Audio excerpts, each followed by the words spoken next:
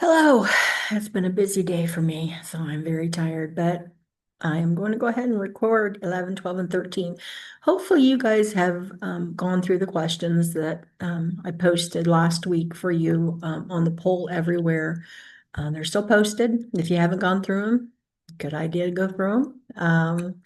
And anyway, we're going to get to talking here, and as soon as I share my screen about what we need to talk about. So here's a love and share. Okay, beautiful. And slideshow and from the beginning.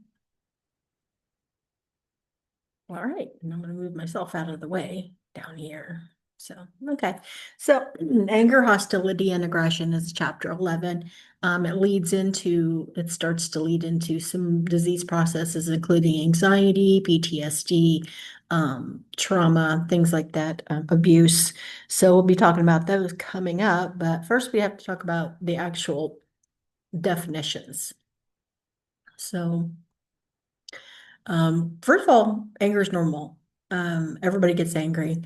It usually is frustration, feeling hurt, or my big one that I find in mental illness is people are afraid. Their reality is not our reality, and so they're fearful of who you are and what you're about and what you're going to do to them. As a nurse, you have to look at that professionally and understand it. Um, we want to help people manage their anger as best as can be done. Sorry about that. Blood sugar is running a little low, but I just ate, so it should be fine. Anyway, so we want to help people manage their anger appropriately. So they are very positive in making decisions and solving problems. So we do know that when we become angry, we usually have that fight or flight, which is in the brain. We have that stimulation of epinephrine, norepinephrine. So we either will fight whatever we see as frustrating us or hurting us or making us afraid, or we'll flee from it. When anger is inappropriate, it can be a negative force and it can interfere with a lot of different things, relationships, physical problems that you have. It can exacerbate. Some people get very angry, and as they get angry, it takes its toll on their physical state, especially if they bury that anger. It can make them depressed. It can make them have hypertension. A lot of things can come from inappropriate expression of anger. So we have hostility. Hostility is different than anger. Hostility is verbal aggression, usually some sort of verbal attack or lack of participation. You go out of your way to be spiteful, which is a violation of the rules, threatening. So usually the person feels powerless or threatened, and they can be physically aggressive, aggression being the actual attack. So if you're looking at legalities, you will look at libel and slander, um, or assault and battery, sorry. Assault being the verbal aggression and battery being the physical aggression. So if you kind of link those things in your brain, it'll make a little more sense, going back to that chapter 9. Okay. So often anger, they look at that as something that's a negative feeling, not healthy, inappropriateness, the suppression is not good. So that they think, hey, I'm angry. If I just get it all out, it's going to be okay, which is that catharsis. And that's not a good thing because, we don't want to have just a big explosion of anger, which is what catharsis is.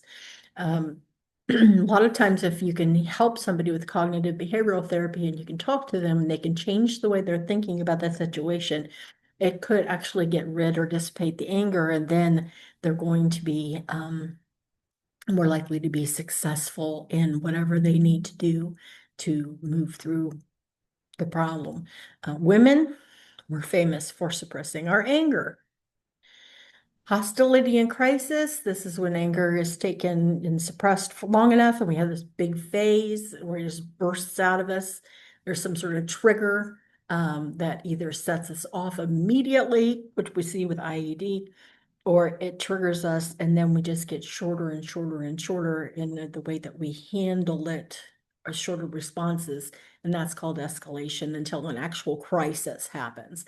And then once the crisis has happened, boom, there's a period of recovery time where somebody may be embarrassed by what happened.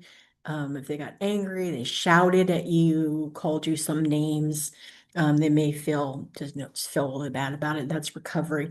And then the debriefing part that happens post-crisis has to happen for not only the patients, but also for staff. Some related disorders that go with anger, paranoid delusions. I had a patient who believed her husband, she had a delusion that her husband was being unfaithful. She was very angry and she was manifesting that through verbal and physical abuse, so hostility and aggression with the staff at the nursing home where she and her husband lived. Sometimes with anger, you can hear it. A lot of people negatively self-destruct in their brain, self-sabotage, and that's not this. This is somebody who is hearing very negative thoughts in their brain coming from themselves, but they don't recognize it. It's not a true thing. It's voices in your head telling you you're not a good person, you're a horrible person, and that makes them angry. Okay, it's not, I mean, we've all self-sabotaged. We've all said, oh gosh, that was stupid. You should have done that. That's different. This is somebody with a mental illness and somebody's talking to them in their head. Dementia, delirium, head injuries, intoxication can make people angry. We all have seen that probably. Football games, things like that. People get mad, they fight. Personality disorders, depression, IED, which I've mentioned before, all cause some form of acting out when the anger is not channeled or funneled in the correct direction. Neurobiologically, there's different neurotransmitters. There's a decrease in serotonin, an increase in epinephrine and norepinephrine. Sometimes you can get anger and aggression and hostility from damage to the brain, especially frontal lobe or parietal, frontal or temporal, that can cause some issues. Psychosocial things that come in there, dysfunctional families. You ever get mad at your mom for something you feel was not right or not just, or a grandparent or your spouse, your children, inconsistent response to children's behavior. It's very important that everybody knows this, that when you have children to be consistent and be a united front.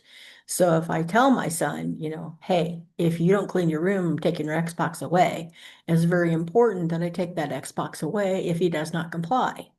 Because if I don't, that can trigger him not feeling safe. And then that can trigger him to get angry. He's going to be angry anyway because I'm taking his Xbox. But this is a different kind of anger. It's not, they need boundaries. Kids need boundaries. Without them, they get angry. Other things, interpersonal rejection can make anger happen or hostility and aggression happen. This you see a lot with stalking. Social determinants of health. Some people just feel like they're going to get sick because their parents were sick, and that makes them angry and hostile. And my screen just dimmed, which means chances are I'm going to need my charger. So hang on. I'm going to put you on pause and I'll be right back.